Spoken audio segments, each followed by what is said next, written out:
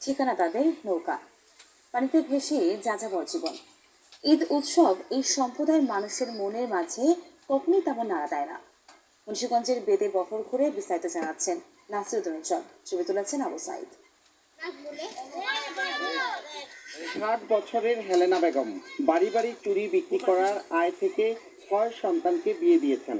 সন্তানদের এখন ভিন্ন সংসার। ক্ষুদ্র ব্যবসা নিয়ে 4 সন্তান থাকেন স্থলে, আর 2 সন্তানের সংসার নৌকায়। স্বামী হুমায়ুন মিয়ার মৃত্যুর পর 7 বছর ধরে একা নৌকা নিয়ে লড়াই এই বৃদ্ধার। তার নৌকার সংসারে কখনই উৎসব হয়ে আসেনি ঈদ। স্বামী না 7 বছর আমার বয়স্ক ভাতাকে দেয়নি, সোশ্যাল মেম্বার দেয় না। তখন আর বিক্রি করি না, এখন মাইয়া খাওয়া, মাইয়া খাইতেছে মাইয়া।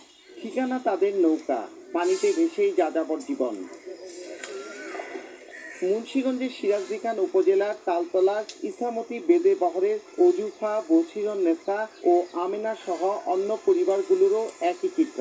তারা জানান, আয়ের উৎস ঈদ মেলা ও গ্রামীণ মেলা তেমন নেই। ফেরি করা চুরি, কসমেটিক্স, কোকারিজ সহ রকমারি পণ্য বিক্রি কম। হাট বাজারে সাপের খেলাও বিলুপ্ত প্রায়। দখল দূষণের কারণে খাল বিলে মাছের আকাল। তাই দিনযাপন এই জনগোষ্ঠীর জন্য এখন চ্যালেঞ্জ।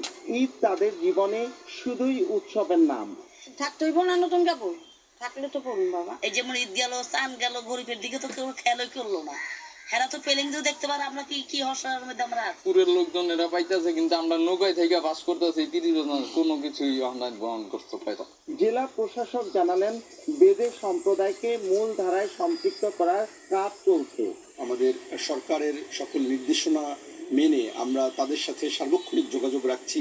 তাদেরকে সরকারের বিভিন্ন যে অনুদান, সাহায্য, সহযোগিতা এগুলো পৌঁছে দিচ্ছি এবং তাদেরকে বিভিন্ন পেশার সাথে সম্পৃক্ত করার আমরা চেষ্টা করছি। জেলায় প্রায় 745 জন বেদে ভাতা এবং 387 জনকে শিক্ষা উপবৃত্তি দেয় সরকার। এই ইসামতি নদী তীরে প্রায় 100 বেদে পরিবার বসবাস করছেন কয়েক যুগ ধরে। জেলা সমাজসেবা অধিদপ্তরের তথ্য মতে মুন্সিগঞ্জে বেদের সদস্য সংখ্যা প্রায় 10,000। মুন্সিগঞ্জের সিরাজদিখানের তালতলা থেকে নাসিরুদ্দিন উজ্জ্বল, সময় সংবাদ।